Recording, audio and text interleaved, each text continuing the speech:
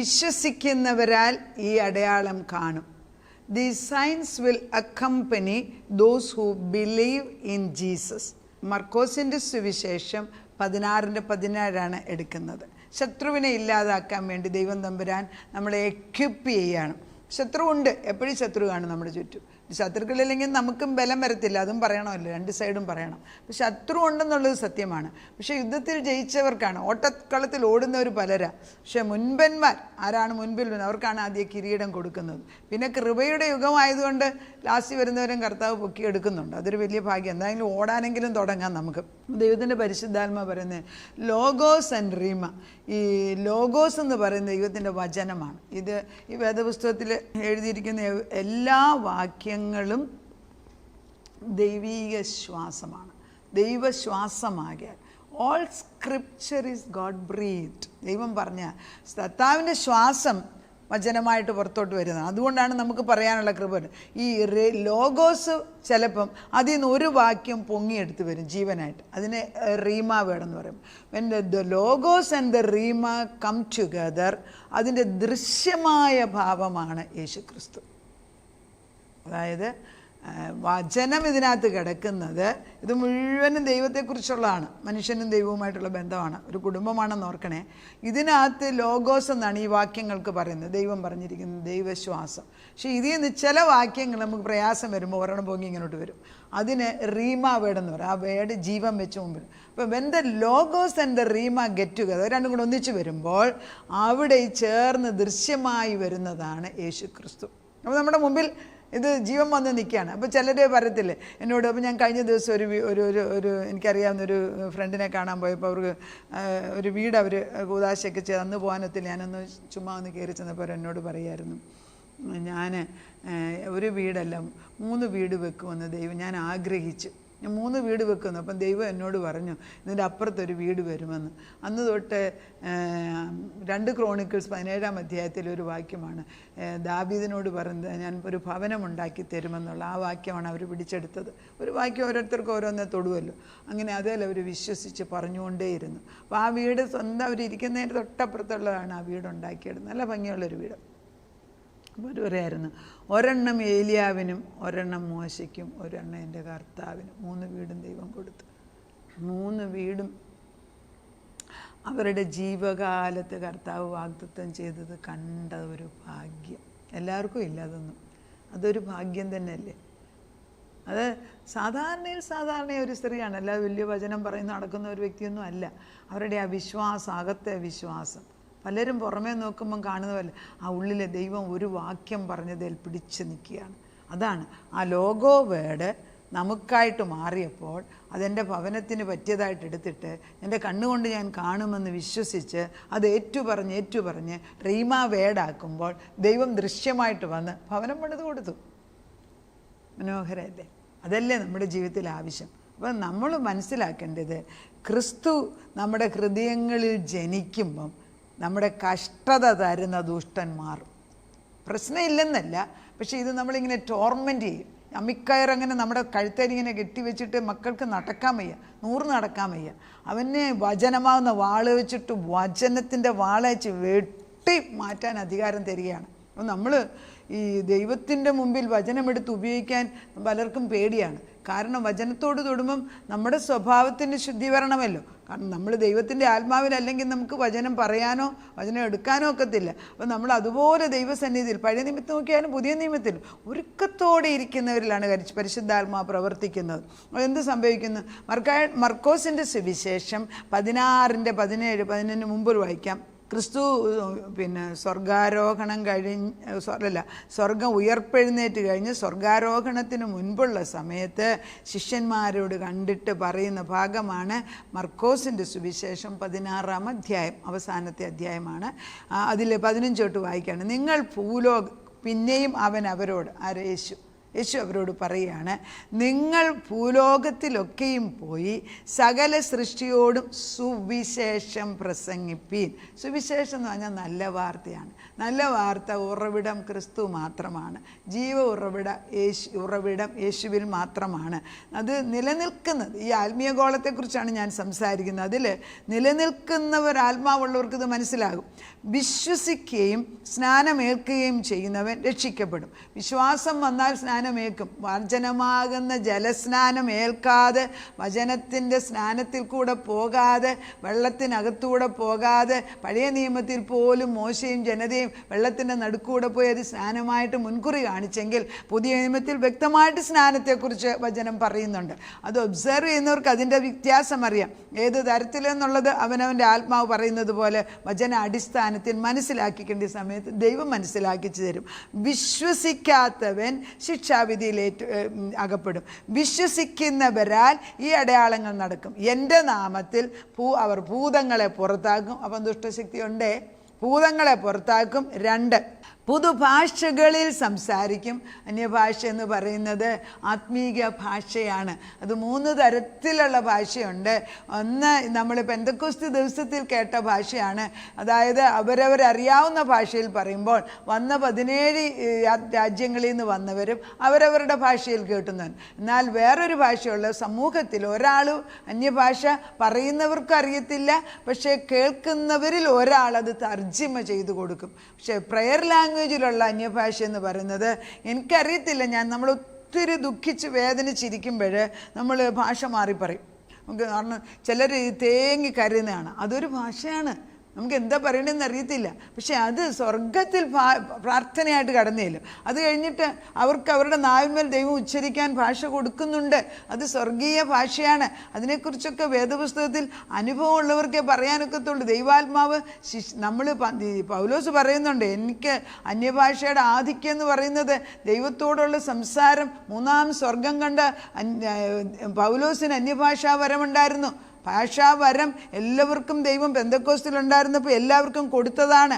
വിശ്വസിക്കാൻ എന്ത് സംഭവിക്കും? നമ്മൾ ഭൂതങ്ങളെ പുറത്താക്കും.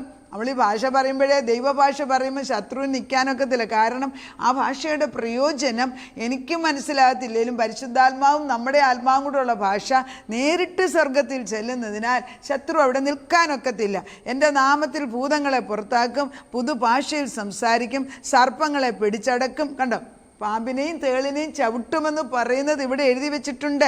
മരണകരമായ യാതൊന്നു കുടിച്ചാലും അവർക്ക് ഹാനി വരും. മരണത്തെ പേടിയല്ലേ?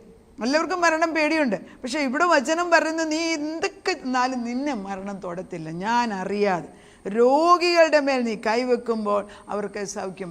ഇതിപ്പം നമ്മൾ രോഗസൗഖ്യം എന്ന് ഡോക്ടേഴ്സ് പറയണം, അല്ലെ ഇന്ന ചൈതന്യമുള്ളവർ വേണം. നമ്മളിൽ യേശുവാണ് വസിക്കുന്നതെങ്കിൽ ചിലപ്പോൾ ആത്മാവ് നമ്മളോട് പറയും തൊട്ട് പ്രാർത്ഥിക്കുകയെന്ന് പറയും. ചിലപ്പം പറയും അടുത്ത് ചെന്ന് പ്രാർത്ഥിക്കാൻ പറയും. ചിലപ്പം പറയും തൊടാൻ സമയമായിട്ടില്ലെന്ന് പറയും. അത് പരിശുദ്ധാത്മാവാണ് നിയോഗിക്കുന്നത്, നമ്മളല്ല. ആത്മാവ് വ്യക്തമായിട്ട് നമ്മളോട് പറയും എന്താ ചെയ്യേണ്ടതെന്ന്. ആ പരിശുദ്ധാത്മാവിൻ ഞാൻ വളരെ പ്രധാനപ്പെട്ട ഒരു പോയിന്റ് ഈ 3 സെഷനിൽ എന്നെക്കൊണ്ട് പറയിപ്പിച്ചത്, ദൈവം നമ്മുടെ ഉള്ളിൽ വസിക്കുകയാണ്.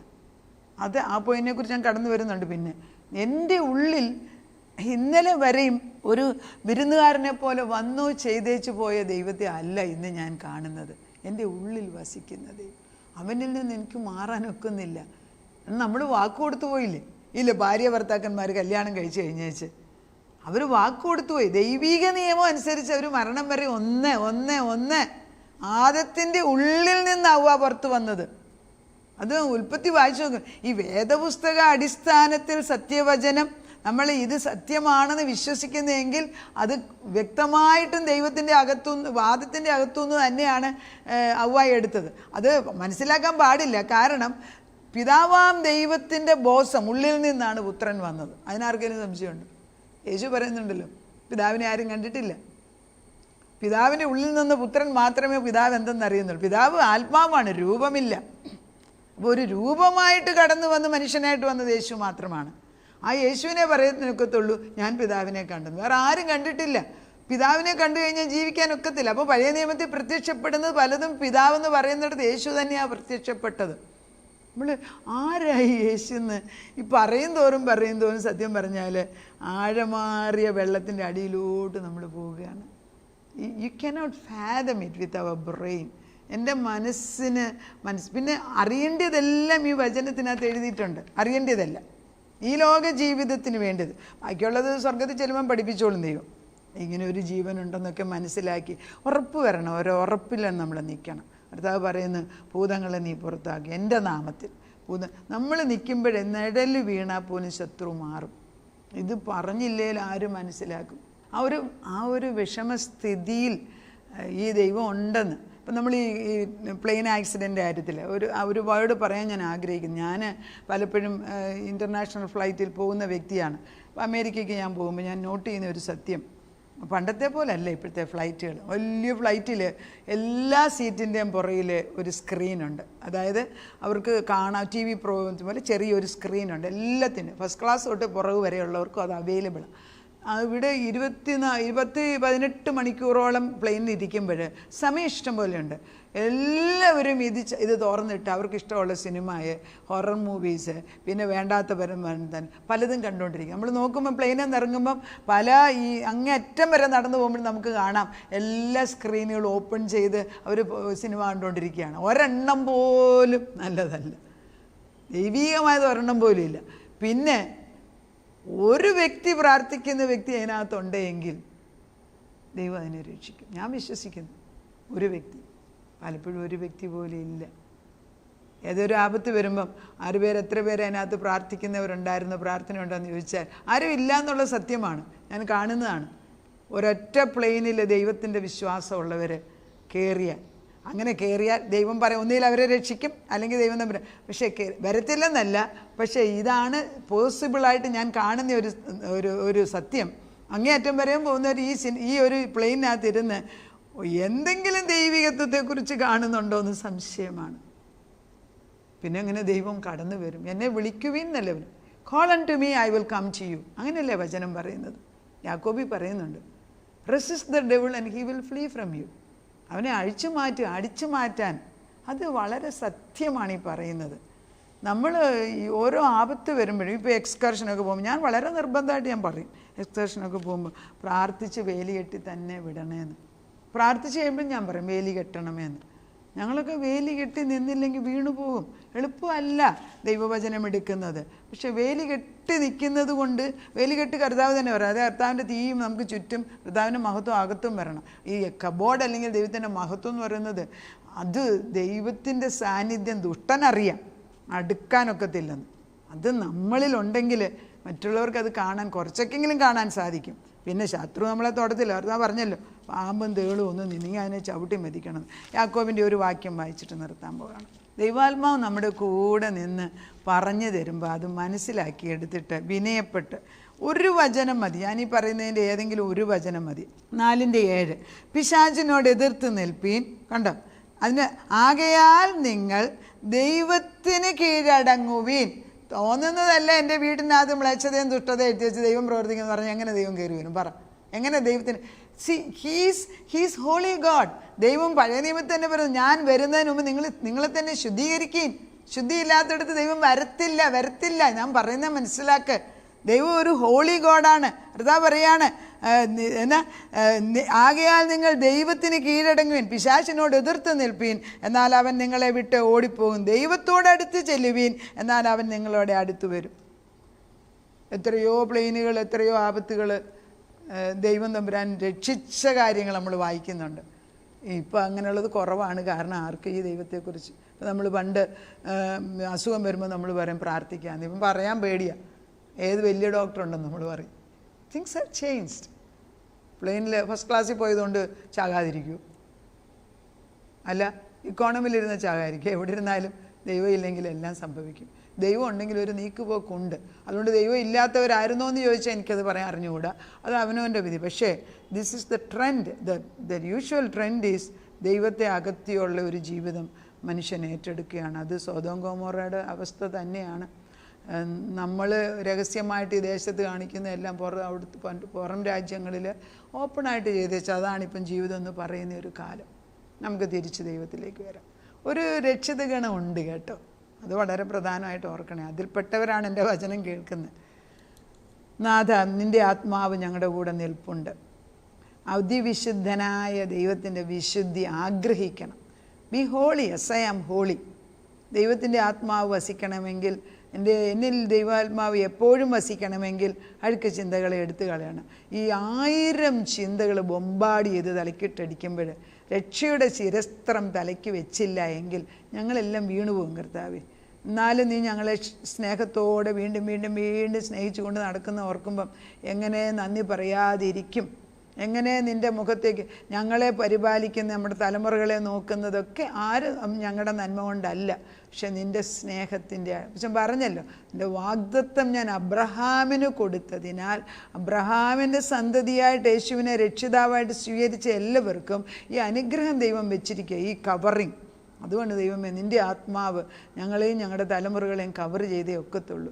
നന്മയുണ്ടോയെന്ന് ചോദിച്ചാൽ ഒന്നും ഇല്ല. പക്ഷെ വിശുദ്ധ രക്തത്തിൻ്റെ ആത്മാവ് ഞങ്ങളുടെ മേൽ വ്യാപരിക്കുമ്പോൾ ആ നന്മയെങ്കിലും ഓർത്തിട്ട് ഞങ്ങളെ ബലപ്പെടുത്തണം, ഉറപ്പിച്ച് നിർത്തണം. ഏതായാലും കാല് മുൻപോട്ട് വെച്ചതല്ലേ അപ്പച്ച? ഞങ്ങൾ വിശ്വാസത്തിൽ കാല് മുൻപോട്ട് വെച്ച് കർത്താവേ, വിശ്വാസ വീരന്മാരായിട്ട് കാലുകൾ മുൻപോട്ട് വെച്ചവരെ അങ്ങ് തുറമുഖത്തെത്തിപ്പിക്കാൻ അപ്പച്ചൻ വിശ്വസ്തൻ. കൈക്ക് പിടിക്കുന്നത് നീയാണേ എങ്കിൽ എങ്ങനെയെങ്കിലും പൊക്കിക്കൊണ്ട് തീക്കകത്തൂടെ പോകുമ്പോഴേ, പ്ലെയിനെ പോകുമ്പോഴേ, വെള്ളത്തിൽ പോകുമ്പോഴേ ഒക്കെ ദൈവം തമ്പുരാൻ പൊക്കിയെടുത്ത് കൊണ്ടുപോകുമെന്ന് യെശയ്യാ പറയുന്നുണ്ടല്ലോ. 43 പറയുന്നുണ്ട്. നീ വെള്ളത്തിൽ കൂടെ പോയാൽ നീ ചത്തു, തീ കൂടെ പോയാൽ ചത്തുപോകത്തില്ല, വെന്തു പോകത്തില്ല. ഇതൊക്കെ വചന സത്യമല്ലേ അപ്പച്ച? ആ വചന സത്യം ആരെങ്കിലും ഒന്ന് പറഞ്ഞിരുന്നെങ്കിൽ കർത്താവെ പല ആപത്തുകളും അവോയ്ഡ് ചെയ്യായിരുന്നു. പക്ഷെ നിന്നോട് പറയുകയാണ്, ഞങ്ങൾക്കെങ്കിലും അങ്ങനെ ശരിയായിട്ട് പ്രാർത്ഥിക്കാനുള്ള കൃപ തരണമേ. ശത്രുവിൻ്റെ തന്ത്രങ്ങൾ നേരിട്ട് അറിയിച്ചാൽ വെച്ച് പ്രാർത്ഥിച്ച് അഴകത്തി മാറ്റാനുള്ള കൃപ തന്നിട്ടുണ്ട്. ദൈവം പോലും ദൈവം വിചാരിച്ച ക്രോധങ്ങൾ മാറ്റിയിട്ടുണ്ട് പിന്നാണ്. അപ്പം നമ്മൾ പ്രാർത്ഥിക്കാനുള്ളൊരു കൃപ ഇട്ടതാണ്. അപ്പം പറയുന്ന അനുസരിച്ച് പ്രാർത്ഥിച്ച് ദൈവത്തിൻ്റെ ആത്മാവിലെ ശത്രുവിൻ്റെ തന്ത്രങ്ങളെ അകറ്റി മാറ്റി തലമുറകൾ വിശുദ്ധിയോടെ ദൈവത്തിൻ്റെ ചിറകിൻ്റെ ഉള്ളിൽ വസിക്കാനുള്ള കൃപ ഇട്ട് കൊടുക്കണം. Resist the devil and he will flee from you. ദൈവം തമ്പുരാനെ വിളിച്ചു വരുത്തുക, അവൻ എന്നോടുകൂടെ വസിക്കും. കർത്താവ് അങ്ങനെ വന്നിരിക്കുന്നതിന് സ്തോത്രം. പ്രാർത്ഥനയായിട്ട് ഉത്തരം തന്നതിന് നന്ദി. യേശു ക്രിസ്തുവിൻ്റെ പുണ്യനാമത്തിൽ തന്നെ ആമേൻ.